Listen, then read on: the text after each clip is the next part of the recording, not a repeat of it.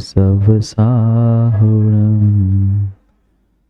गुणानां विस्तरं वक्षे स्वभावानां तथैव च पर्यायाणां विशेषेण नत्वा वीरं जिनेश्वरं नमो हरिहन्ताणं नमो सिताणं नमो वायुरीयाणं नमो वज्रायाणं नमो लोहे सवसाहुणम्। पंच परमेश्वर भगवान की, आचार्य भगवान देवसेन स्वामी की, परम पूज्य आचार्य भगवान गुरुवर विशुद्ध सागर जी महाराज की, सनातन जैन धर्म की।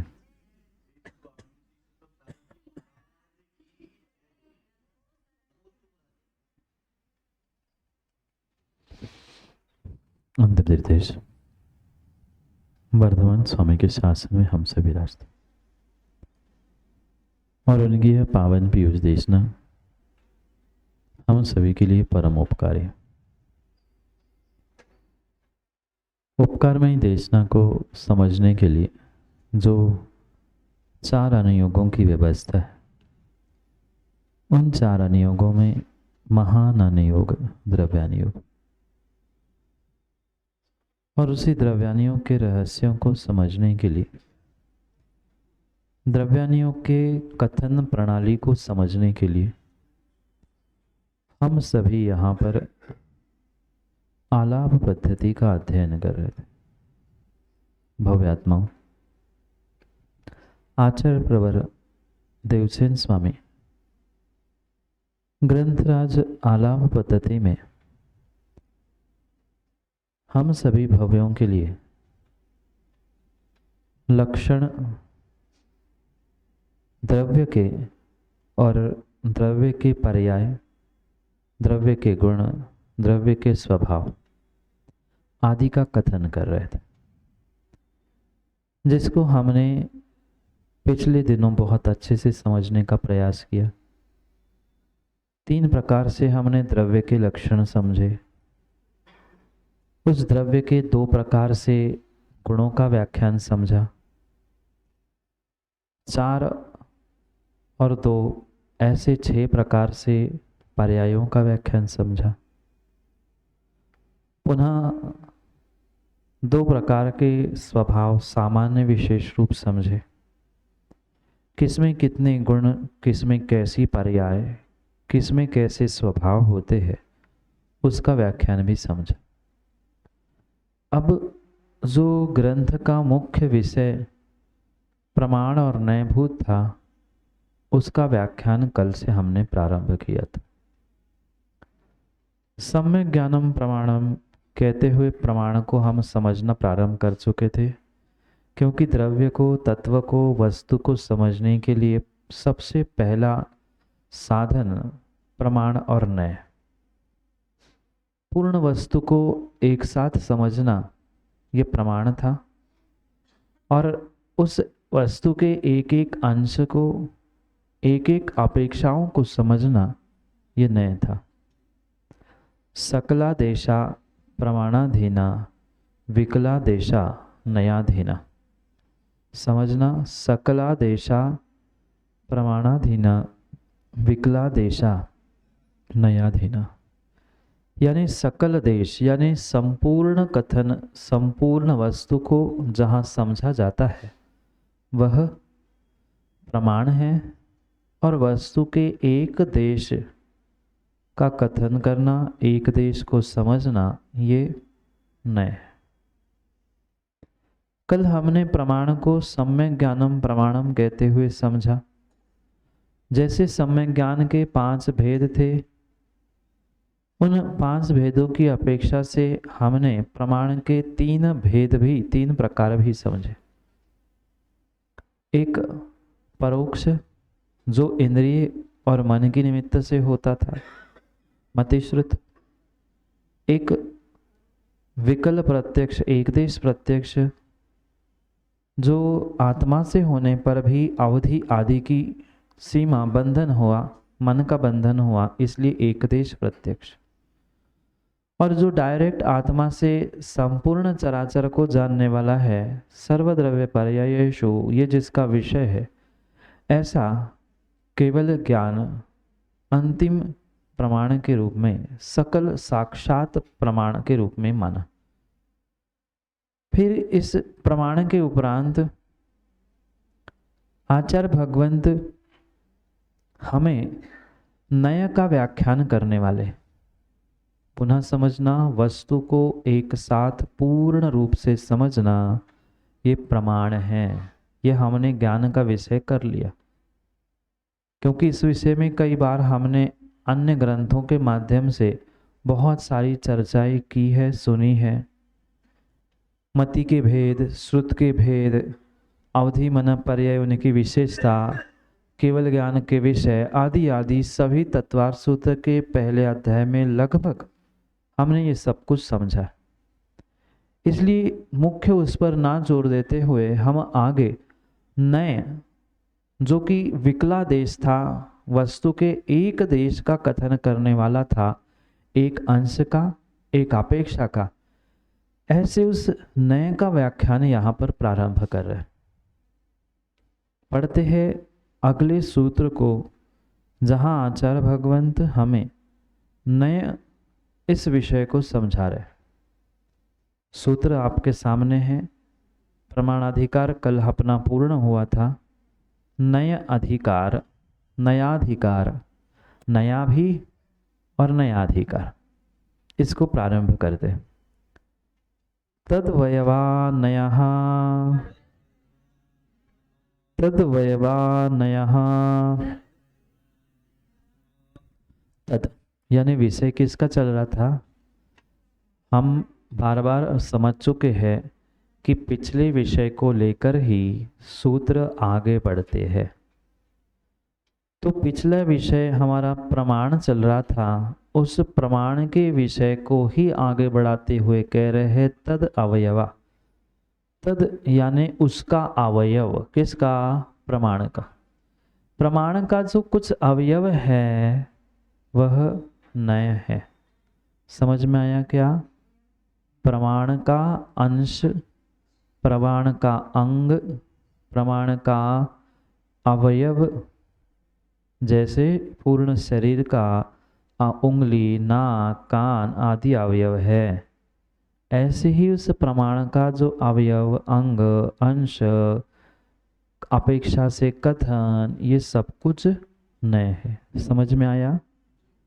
प्रमाण का अंश नए है, क्योंकि पहले ही हमने परिभाषा लिखी थी कि सकलादेशा प्रमाणाधीना और विकलादेशा नयाधीना। सकला यानी जमीन में आने वाला सकला नहीं, संपूर्ण रूप से, और कुछ अंशों में, मतलब जो संपूर्ण रूप से प्रमाण था उसका ही अंश हुआ, इसलिए उसे नए कहा।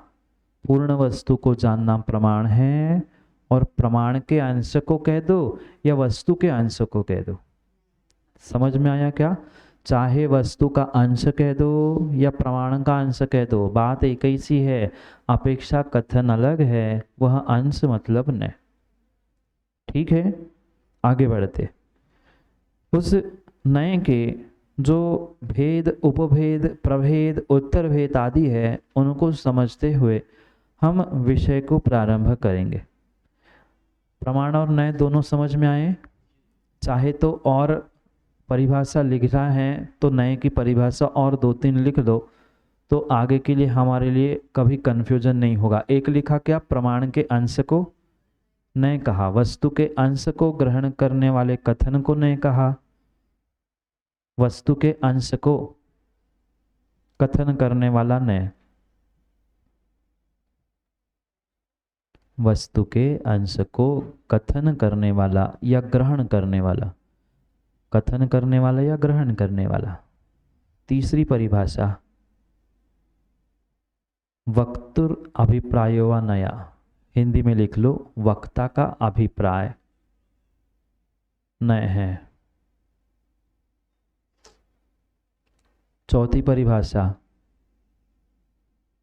ज्ञातुर अभिप्रायो वा नया, ज्ञाता का अभिप्राय नय है। लिख लो, फिर सब एक एक समझा देंगे। वक्ता का अभिप्राय नय है, ज्ञाता का अभिप्राय नय है,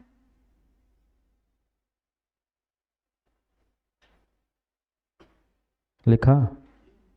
ठीक है, 2-4 लाइन छोड़ के फिर आगे लिखना आप।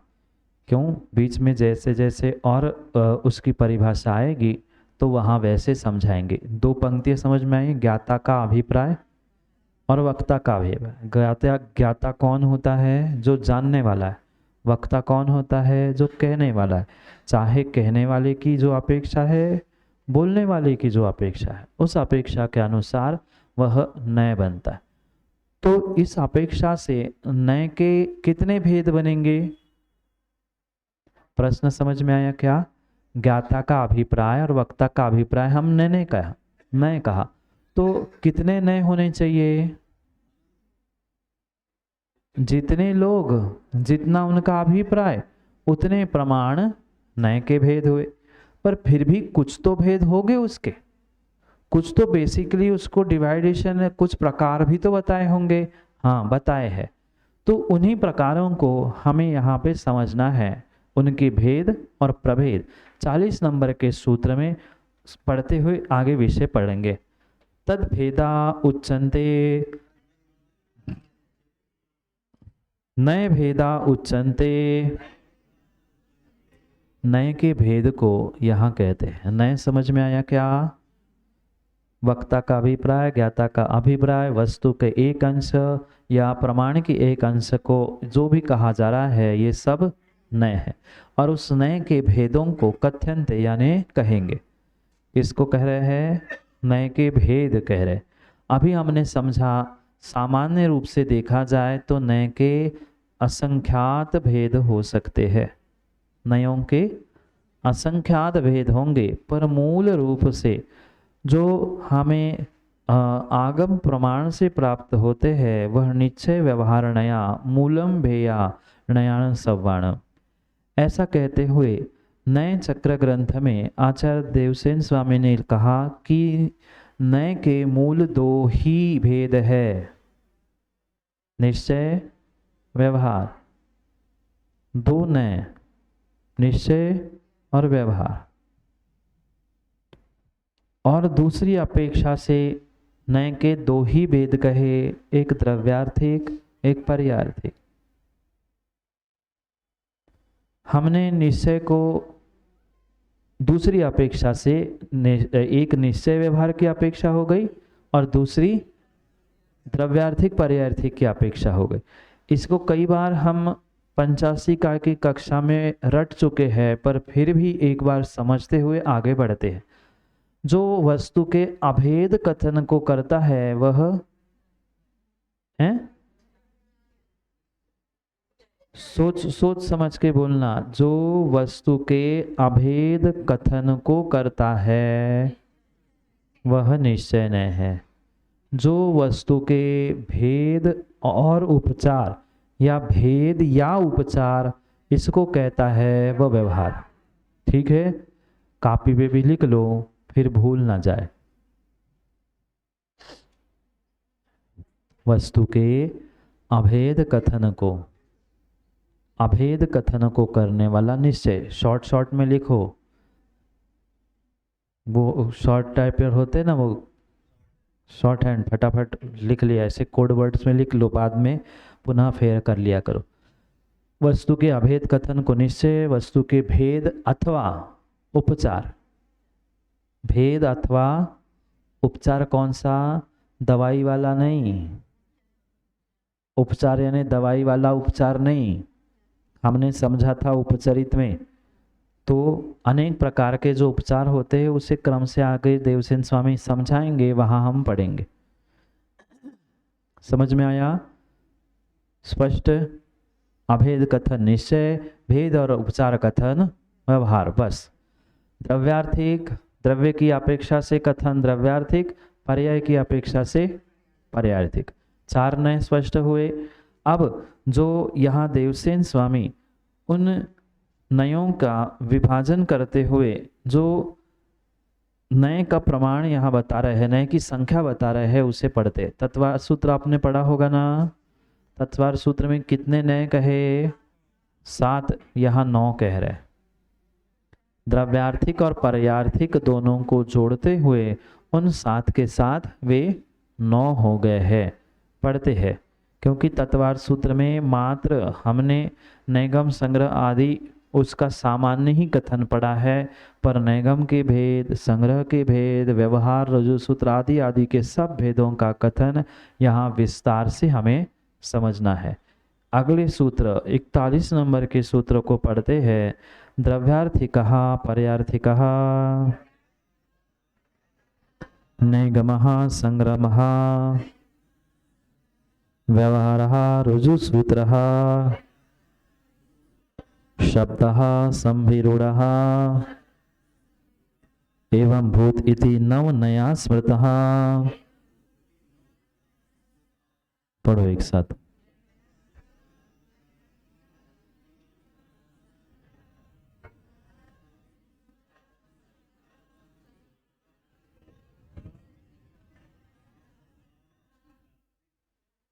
ठीक है। द्रव्यार्थिक, पारियार्थिक, नैगम, संग्रह, व्यवहार, रज्जुसूत्र, शब्द, संविरूढ़ एवं भूत ए इति, इस प्रकार से नव नया स्मृता, इस प्रकार से नव मतलब 9 प्रकार के नए स्मृता यानी स्मरण करने योग्य है, जानने योग्य है, माने गए हैं। ठीक है जी। उन्होंने उन 2 का ही विभाजन साथ में किया।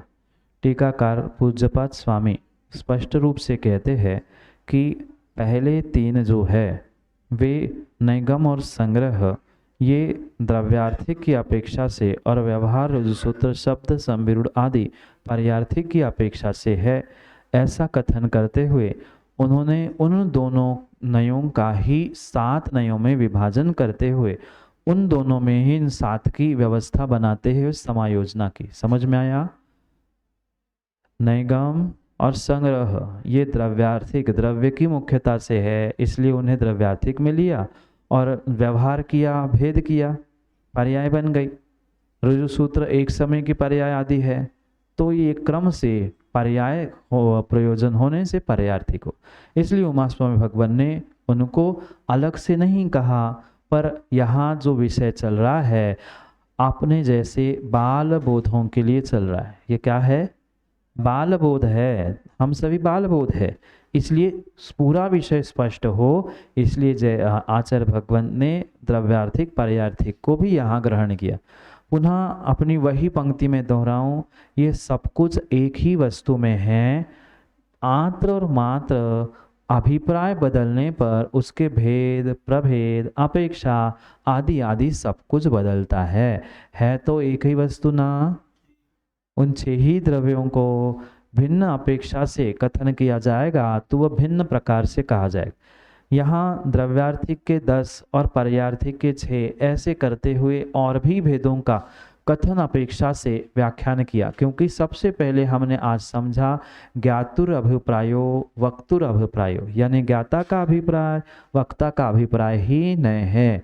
हम चाहे जितने नए के भेद प्रभेद बनाए, भले ही हमारे पास उसका कोई नाम नहीं है, समझना, भले ही हम उसको कोई नाम दे पाए नहीं दे पाए, नाम हमें पता भी हो नहीं हो, पर जो भी श्रावक बोलता है लगभग अगर अपेक्षाकृत कथन करता है तो उसका अपेक्षाकृत कथन नए के रूप में ही स्वीकार किया जाता है। पर ये ध्यान रखे, अपेक्षाकृत कथन होगा तो ही वह सम्यक नय है, अपेक्षा से रहित है तो वह मिथ्या नय है। बात समझ में आई? नय है पर सम्यक नय नहीं है, कुनय है, मिथ्या नय है। निरपेक्ष नया मिथ्या सापेक्ष वस्त तीर्थकृत। आचार्य भगवंत समंतभद्र स्वामी ने अपने आप्त मीमांसा ग्रंथ में कहा कि निरपेक्ष नया मिथ्या, अपेक्षा से रहित जो नय है वह मिथ्या है, सापेक्ष वस्तु तीर्थकृत, सापेक्षता से साथ है तो वस्तु का निर्णय करने वाला वह सम्यक नय है। बात समझ में आई? नय तो बहुत सारे लोगों के पास है, पर समीचीन सम्यक नए नहीं है।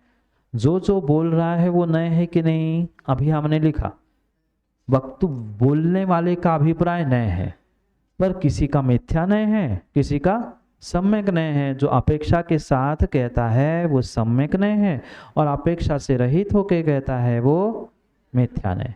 इसलिए हम चाहे जितने नए के भेद बना ले, पर सम्यक नए तो इतने ही हैं। कितने? 2 और 2, निश्चय व्यवहार, द्रव्यार्थिक पर्यार्थिक, और उनकी पुनः प्रभेद करते हुए चाहे 7 समझो, चाहे 9 समझो, चाहे 10 समझो, चाहे 6 समझो, ये 10 और 6 आगे पढ़ेंगे तो समझ में आएगा। ठीक है, निश्चय व्यवहार की परिभाषा लिख ली। उसके बाद अब द्रव्यार्थिक पर्यार्थिक को लिख लो। सूत्र तो हम पढ़ लेंगे, पर पहले विषय को फटाफट लिख लो, समय लिखने में कम जाए और समझने में ज़्यादा जाए। द्रव्य ही जिसका प्रयोजन है द्रव्यार्थिक, पर्याय ही जिसका प्रयोजन है पर्यार्थिक। फटाफट, द्रव्य ही प्रयोजन है डैश द्रव्यार्थिक, पर्याय ही प्रयोजन है पर्यार्थिक। द्रव्य ही प्रयोजन द्रव्यार्थिक, पर्याय ही प्रयोजन पर्यार्थिक। लिखा?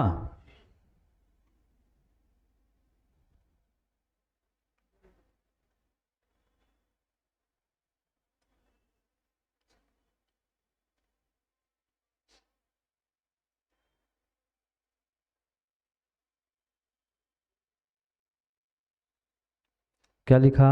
द्रव्य, हाँ ठीक है, बस 2 लिखे।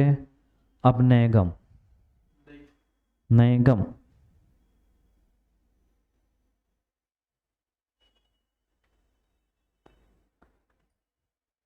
जो विकल्प एक को ही प्राप्त ना होते हुए अनेकों को प्राप्त होता है, जो विकल्प मात्र एक को प्राप्त ना होते हुए अनेक को प्राप्त होता है, वह निगम है।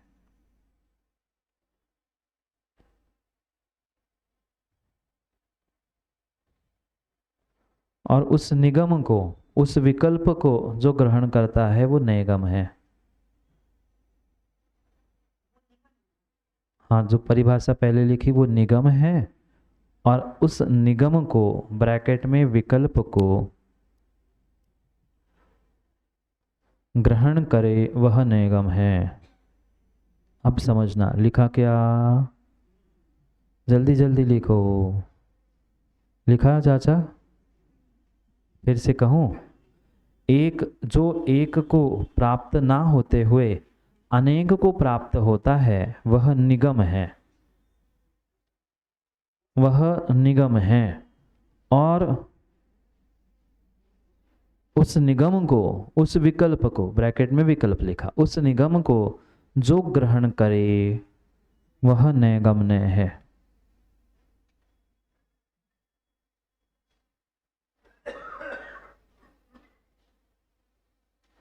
ठीक है, ये बहुत सामान्य परिभाषा लिखी, और एक परिभाषा उसके आगे ही लिख लो। जो अनिष्पन्न है, अनिष्पन्न, एक साथ एक शब्द है अनिष्पन्न, निष्पन्न यानी उत्पन्न। अनिष्पन्न, जो अनिष्पन्न है,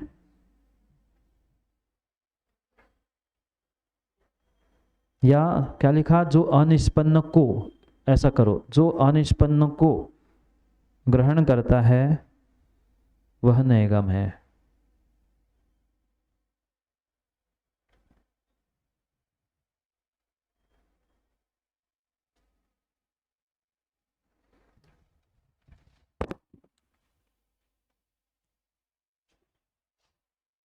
माँ, चावल बनाते आप लोग?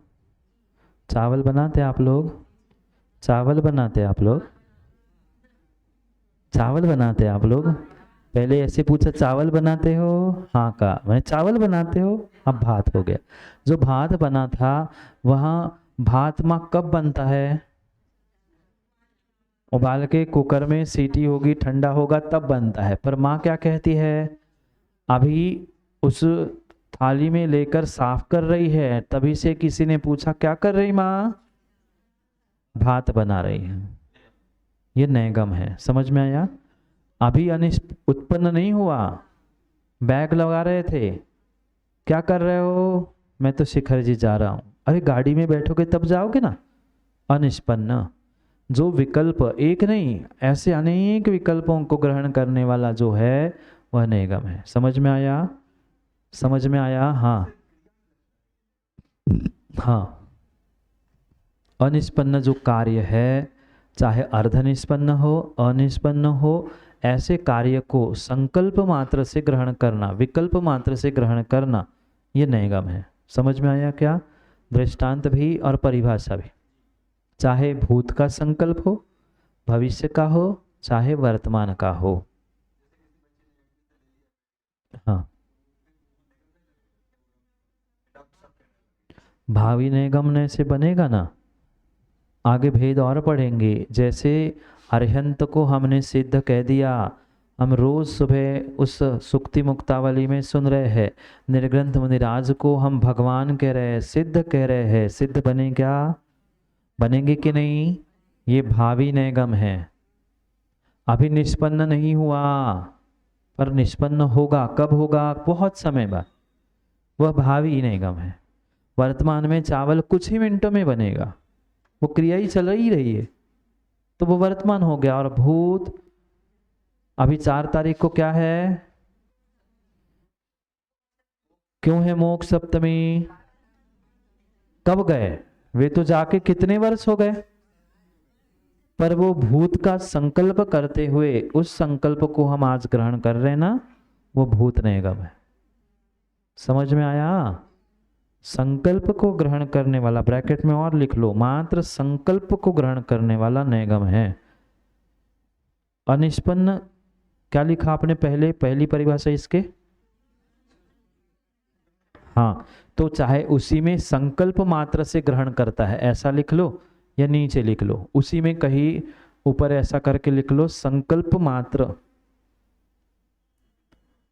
अनिष्पन्न को संकल्प मात्र रूप या संकल्प मात्र से ग्रहण करता है, वह नैगम है।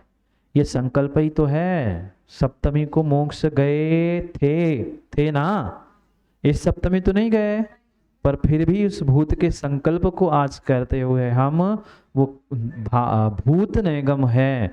आज का आज करना, ये वर्तमान है, और आगे ऐसा होगा, ये भावी नैगम है। आया समझ में? पुनः समझाऊं? अनिष्पन्न को संकल्प मात्र से ग्रहण करना नैगम है, ये भूलना नहीं। मात्र कागज पे लिखने के लिए हम समझ नहीं रहे। आया समझ में? आगे पढ़ते हैं। संग्रह,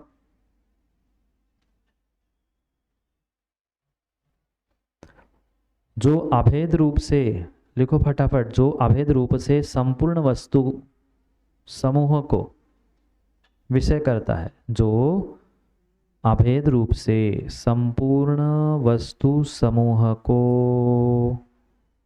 विषय करता है, जो अभेद रूप से संपूर्ण वस्तु समूह को विषय करता है या ग्रहण करता है, इज इक्वल टू संग्रहणय। वह संग्रहणय होता है। इतना लिखने की जगह डैश संग्रहणय, खत्म। आया कुछ समझ में? जो इस लोक में 6 प्रकार के द्रव्य है क्या? 6 प्रकार के द्रव्य है क्या? उनकी कितनी जाति, प्रजाति, विजाति, अजाति, ये सब अनेक अनेक अनेक अनेक अनेक है। जीव के भेद, अजीव के भेद, सब कुछ है, पर उनको एक ग्रहण करना संग्रहणय। समझ में आया? सामान्य संग्रह और विशेष संग्रह, ये 2 भेद भी उसके हैं। सामान्य रूप से सभी को एक ग्रहण करना, ये सामान्य संग्रह है। लोक में मात्र सत्ता की अपेक्षा से एक द्रव्य है। समझना? जो हमने पंचाशिकाय में सत्ता पढ़ी, याद है किसी को? अस्तित्व, उस अस्तित्व की अपेक्षा से सभी द्रव्य, उस सबको एक ग्रहण कर लिया। जबकि 6 थे कि नहीं? पर वस्तु के समूह को एक ग्रहण करना, अभेद रूप ग्रहण करना, ये संग्रह है। हाँ, अस्तित्व के आधा अपेक्षा तो बदल सकती है, कोई बात नहीं, पर बताया कि वहाँ सबसे बड़ा सामान्य न है, पुनः उसमें विशेष विशेष विशेष कथन बदलते हुए बदल जाए। उनके स्थिति हेतुत्व, गति हेतुत्व आदि की अपेक्षा से उनमें अंतर कर लेना, ये व्यवहार होता है। अभी व्यवहार को लिखो मत, जब व्यवहार पढ़ेंगे तब हम समझेंगे, अभी समझ लो। समझ में आया? एक साथ यहाँ जितने जीव बैठे हैं, हम ये कह रहे हैं जीव है, जीव द्रव्य है, ठीक है। ये क्या हो गया? अभेद वस्तु समूह को इकट्ठा ग्रहण कर लिया, तो यह अभी की अपेक्षा से सामान्य हुआ, पर पहले दृष्टांत की अपेक्षा से विशेष हुआ। अंतर समझ? पहले नहीं, मतलब अभी जो हमने द्रव्य को एक माना था, क्या लोक में कितना द्रव्य? अरे अभी अभी पढ़ा था, एक द्रव्य पढ़ा ना, सत्ता की अपेक्षा से एक द्रव्य माना, तो वो सामान्य हुआ। तो ये जीव है, उसके अपेक्षा से थोड़ा सा विशेष कथन हुआ, तो ये क्या हो गया? ये भेद नहीं किया है, हम सबको एक ही ग्रहण कर रहे हैं, पर अभेद होने पर भी विशेष संग्रह है, क्योंकि सामान्य संग्रह और विशेष संग्रह दो प्रकार के संग्रह नए हैं। समझ में आया क्या? अब हमने ये कहा कि अपेक्षा बदली और हमारा कथन बदला। मैं यहाँ बैठे सभी जीवों को सामान्य संग्रह से ग्रहण कर रहा हूँ, पुनः कह रहा हूँ, आप सभी सामान्य संग्रह नए से एक हो तो कहो कि ना कहो। सामान्य संग्रह नए से आप सभी जीव हो कि नहीं? एक जीव द्रव्य हो कि नहीं? पर फिर भी ये सामान्य कथन तो हो गया, सामान्य संग्रह तो हो गया। अब मैं कह रहा हूं कि यहाँ महिलाएं भी बैठी है, बाकी पुरुष भेद नहीं किया मैंने ये नहीं कहा कि इतने पुरुष इतने महिला, अगर ऐसा कहता तो भेद होता। मैंने कहा यहाँ महिलाएं भी है, ये विशेष संग्रह हुआ, महिलाओं को एकत्रित किया है, तो जीव का भेद, पर कथन भेद रूप नहीं कर रहा हूं, कथन संग्रह ही रूप कर रहा हूं, समूह ही रूप कर रहा हूं, पर उस जीव की अपेक्षा से महिलाएं विशेष है। समझ में आया क्या? अपेक्षा बदलते बदलते सामान्य विशेष भी बदलता है। प्रोफेसर जी सही है? मां समझ में आया क्या? आगे बढ़े क्या? तीसरा नए व्यवहार नहीं। हाँ, वो मैं सोचता हूँ ना, वे कैसे करते फिर मैं करता हूँ, हाँ कह रहे हैं कि ना कह रहे? कैसे माँ? ऐसा हाँ ना? मैं आजकल सीख गया हूँ, जगह जगह जाके निर्मल जी, कभी हाँ ऐसी होती है, कभी ना ऐसी भी होती है, तो वो वैसे बताता हूँ उनको दिखा के। ऐसा कहेंगे तो व्यवहार होगा। आगे पढ़ रहे हैं व्यवहार ने, आगे व्यवहार ने का विषय आएगा, व्यवहार ने लिख लो, फिर उसको समझाते, आपके प्रश्न का भी उत्तर देते।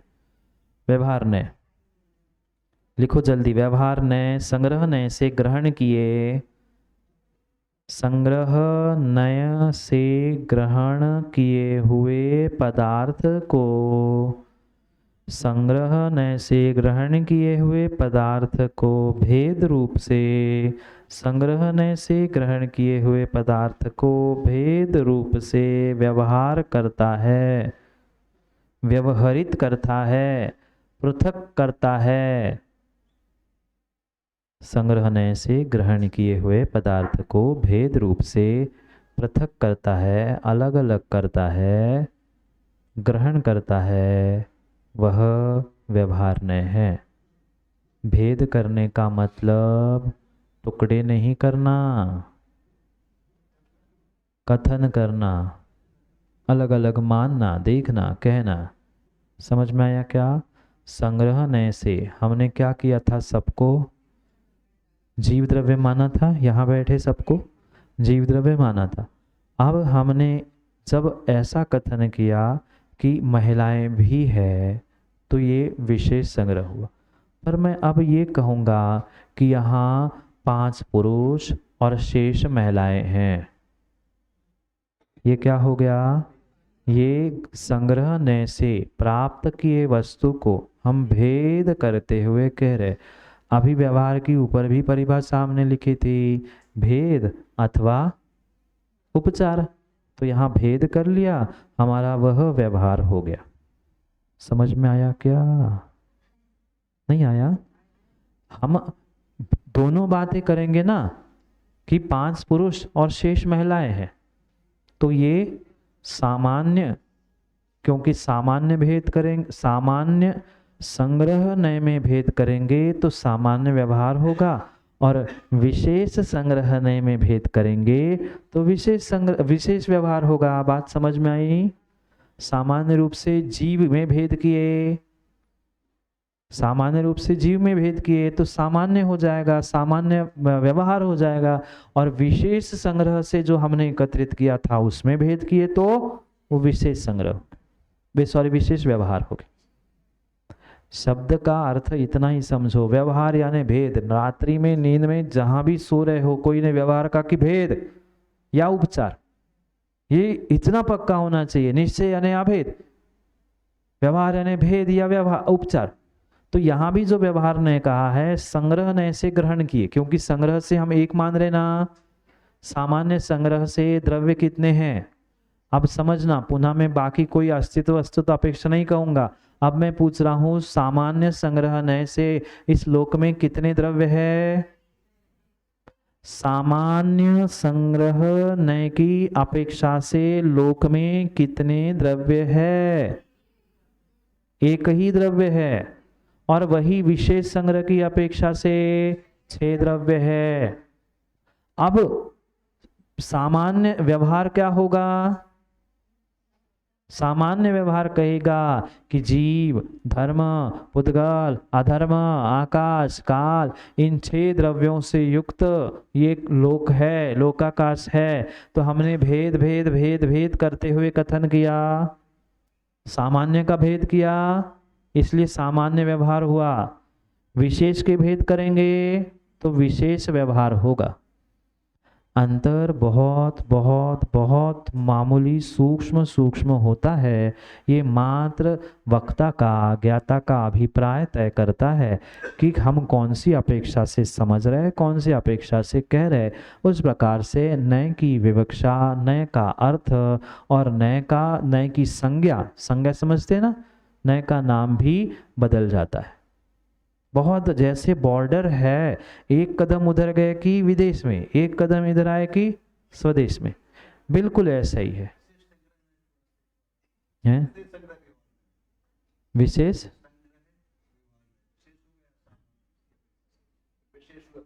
हाँ। संग्रह में कोई भी संग्रह न हो, उस संग्रह न में भेद करना, भेद कथन करना, चाहे सामान्य संग्रह में करो चाहे विशेष संग्रह में करो, उसका भेद परख कथन होगा तो वह व्यवहार कहलाएगा, और अभेद रूप एक साथ कथन होगा तो वह संग्रह होगा।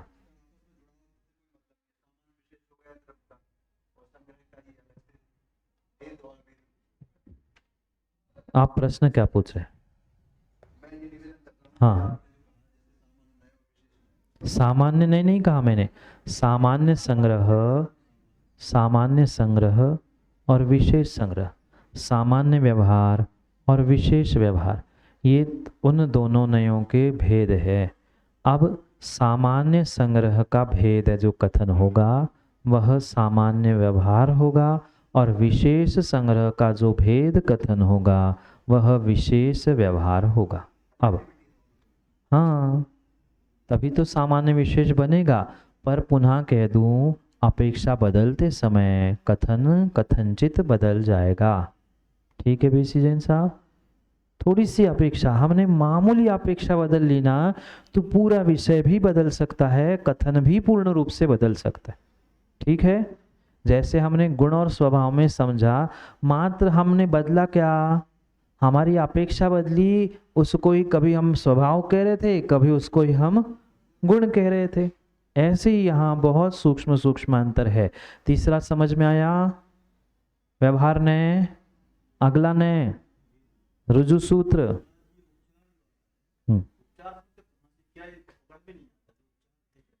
समझा देंगे उपचार को भी। आगे आएगा 9 प्रकार के उपचार आचार्य भगवान ने समझाए हैं, वहाँ बहुत विस्तार से हम समझेंगे। कितने प्रकार के उपचार? 9 प्रकार की, दवाई के नहीं। उपचार जो नए हैं, उपचरित कथन होता है, उसको 9 प्रकार से समझाएंगे, तब समझेंगे। आगे समझते हैं रुजु सूत्र। जो सरल सरल सरल को सूचित करे, जो सरल को, एक ही बार लिखना, जो सरल को सूचित करता है या बताता है, जो सरल को ही ग्रहण करता है, ऐसा लिखो, बहुत सरल और ग्रहण करेंगे। जो सरल को ग्रहण करता है वो रुजु सूत्र। रुजु का अर्थ होता है सरल, रुजु का अर्थ होता है सरल, और जो सरल को ग्रहण करता है ऐसा सूत्र रुजु सूत्र। ठीक है, सरल को ग्रहण करता है वह रुजु सूत्र है। जो तीनों कालों के विषयों को, मतलब भूत और भविष्य को तो देखता ही नहीं है, मात्र आज क्या कर रहे हो, अभी क्या कर रहे हो, इतना ही देखता है, वर्तमान को ही देखता है। पर शायद आप थोड़े पढ़े लिखे हैं क्या? थोड़े बहुत पढ़े लिखे हैं ना? व्याकरण पढ़ा है क्या आप लोगों ने? थोड़ा सा। 3 काल पढ़े क्या? भूत भविष्य वर्तमान। और इन 3 कालों के भी पुनः प्रभेद पढ़े क्या हैं? अरे कैसी पढ़ाई करी आप लोगों ने? हम तो हिंदी पढ़े लिखे नहीं, हम तो अज्ञानी हैं, और आप लोग कैसे हो बताओ? वर्तमान काल के 3 भेद, चालू वर्तमान, ये नहीं पढ़ा? हाँ, ये भूत के भी 3 भेद, भविष्य के, वर्तमान के, कंटिन्यू प्रेजेंट, पास्ट प्रेजेंट। हाँ हाँ महाराज, ये कुछ सुना सुना सा लग रहा है। इसीलिए तो भाई तुम्हारी तो मातृभाषा निर्मल जी हिंदी है, आप लोगों की मातृभाषा हिंदी है, आपको तो सब आना चाहिए। कैसे हिंदी पढ़े तुम लोग? हम तो पढ़े ही नहीं हिंदी, अभी तक लिखने नहीं आती हमें Hindi. Present perfect, perfect past, आदि आदि ये भेद है ना, उसी अपेक्षा से मात्र तीनों वर्तमान को ग्रहण करने वाला, वर्तमान भी अभी जो चल रहा है वह एक समय का हुआ, और पूरे जीवन भर का क्या हुआ वो भी सरलता से वर्तमान ही है। समझ में आया क्या? आप मनुष्य हो, मात्र मंदिर में हो तब तक, जब तक आयु है तब तक, जब तक पर्याय है, जब तक आयु है तब तक मनुष्य है। तो ये भी रुजु सूत्र है। और आप यहाँ 1 मिनट बैठे, एक समय बैठे हो, अभी आप पढ़ रहे हो क्या? पढ़ रहे हो क्या? अरे पढ़ाई नहीं कर रहे क्या? तो हाँ बोलो ना, पढ़ाई कर रहे हैं। तो पढ़ाई करने वाला कौन होता है? विद्यार्थी। तो आप सभी विद्यार्थी हो कि नहीं? पर कब तक? जब तक पढ़ रहे। कितने ज्ञानी हैं? जब तक पढ़ रहे तब तक विद्यार्थी है, ये भी वर्तमान है। और आप मनुष्य आयु, मनुष्य पर्याय में हो तब तक मनुष्य है, ये भी क्या है? ये भी वर्तमान है। अंतर समझ में आया? दोनों वर्तमान है। तो दोनों इस वर्तमान को जो ग्रहण करता है सरल सरल सरलता से, वह रुजु सूत्र है। एक सूक्ष्म रुजु सूत्र है, एक स्थूल रुजु सूत्र है। यहाँ बैठे बैठे एक समयवर्ती पर्याय को, तत्क्षण को ग्रहण करने वाला सूक्ष्म रुजु सूत्र है, और उससे लंबे समय को करने वाला स्थूल रुजु सूत्र है। कितने ज्ञानी है? याद आ गया कि नहीं? समझ में आया कि नहीं? सूक्ष्म और स्थूल, एक समयवर्ती और अनेक समयवर्ती, जो पर्याय है सरलता को यानी वर्तमान को मात्र ग्रहण करने वाली, ये कौन सा नए का कथन हुआ? रुजु सूत्र। रुजु सूत्र का हमने अर्थ लिखा, उसके 2 भेद, सूक्ष्म रुजु सूत्र जो एक समयवर्ती, और स्थूल रुजु सूत्र जो लंबे समय तक चलता है, वह स्थूल रुजु सूत्र। समझ में आया? अगले नए कर पहुंचते हैं। ये सब कुछ आगे देवसेन स्वामी सूत्रों के माध्यम से हमें समझाने वाले हैं, वहाँ और विशेष समझेंगे। पर जैसे हमने पर्यायों के समय पहले विषय समझा था, फिर सूत्र पढ़े थे, तो एक दिन में हमारे पूरे सूत्र पूर्ण हुए थे, इसलिए पहले विषय को समझे। चौथा नए हो गया क्या? 4 हो गए, 5वां पढ़ना है। कौन सा है? 5वां नए है शब्द। जो शब्द अर्थात व्याकरण, लिखो फटाफट। 5वां, समय हो गया नहीं तो। जो शब्द अर्थात व्याकरण से प्रकृति और प्रत्यय के द्वारा, प्रकृति नेचर नहीं, और भी नेचर के बहुत सारे अर्थ होते, प्रकृति और प्रत्यय के द्वारा, लिख लो फिर सब समझा देंगे, फटाफट लिख लो। जो शब्द अर्थात व्याकरण से, कॉमा, प्रकृति और प्रत्यय के द्वारा सिद्ध अर्थात निष्पन्न, सिद्ध अर्थात निष्पन्न, ब्रैकेट में प्रकट, सिद्ध अर्थात निष्पन्न ब्रैकेट में प्रकट शब्द की मुख्यता से, या शब्द को मुख्य कर, क्या लिखा? शब्द को मुख्य कर, यानी शब्द की मुख्यता से कह दो। शब्द को मुख्य कर विषय करता है, वह शब्द ने है।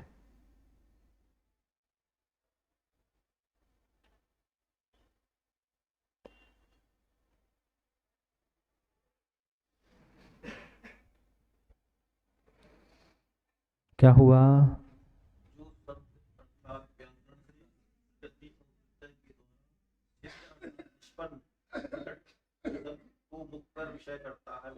हाँ, जो सीधी सी बात है, शब्द की मुख्यता से जो कथन होता है वह शब्द ने है।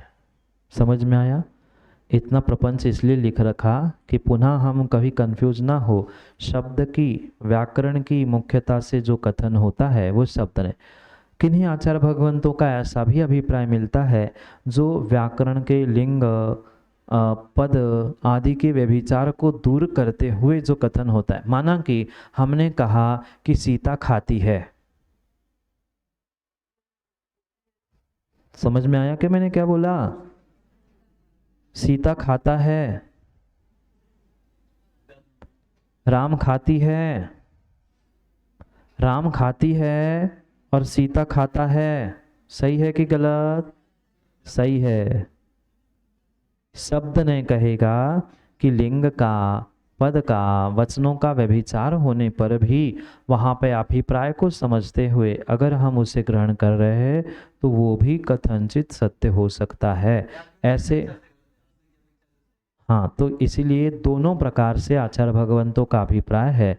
जो व्याकरण के व्यभिचार को दूर करते हुए कहा जाता है ऐसा भी, और कभी व्याकरण के व्यभिचार को ग्रहण ही नहीं करता ऐसा भी।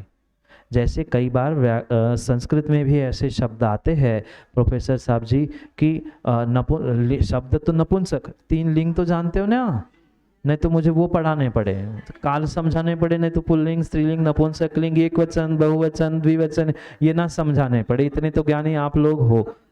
अगर कहीं नपुंसक लिंग शब्द है तो उसको क्रियापद बनाते समय उसका कभी व्यभिचार हो रहा है, जैसे अभी कहा राम खाता है चाहिए था ना, पर खाती है जल्दी जल्दी में लिख लिया, तो वो गलत नहीं है, क्योंकि हमें अभिप्राय को पकड़ना है, शब्दों को। आया शब्द नहीं समझ में?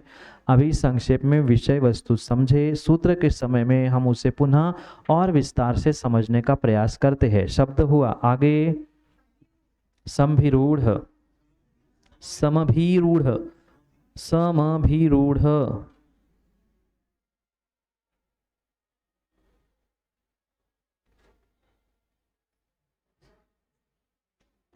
परस्पर में, लिखो जल्दी, समय हो गया है।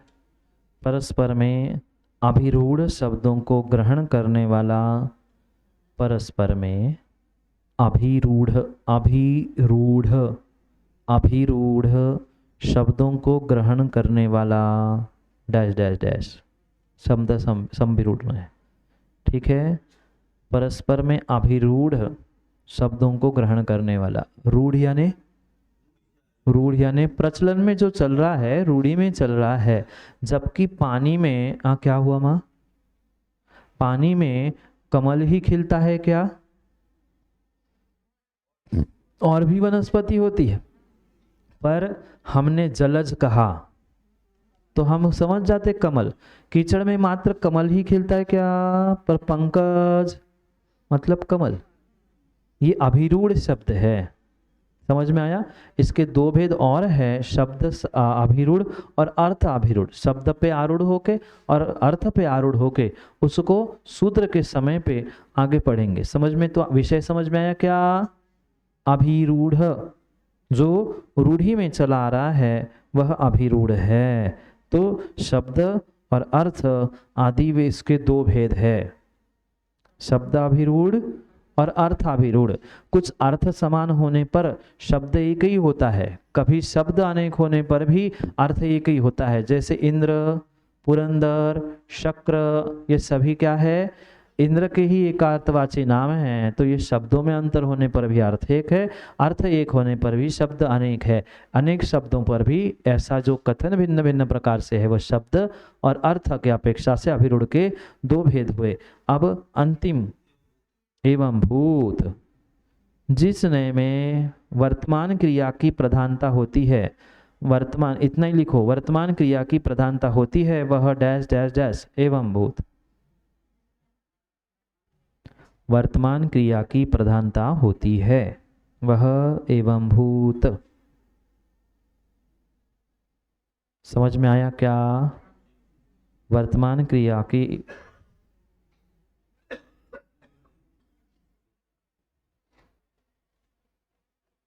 जो जिस समय पे जो जैसा काम कर रहा है उतने समय उसको वैसा कह देना, ये एवं भूत है, वह एवं भूत है।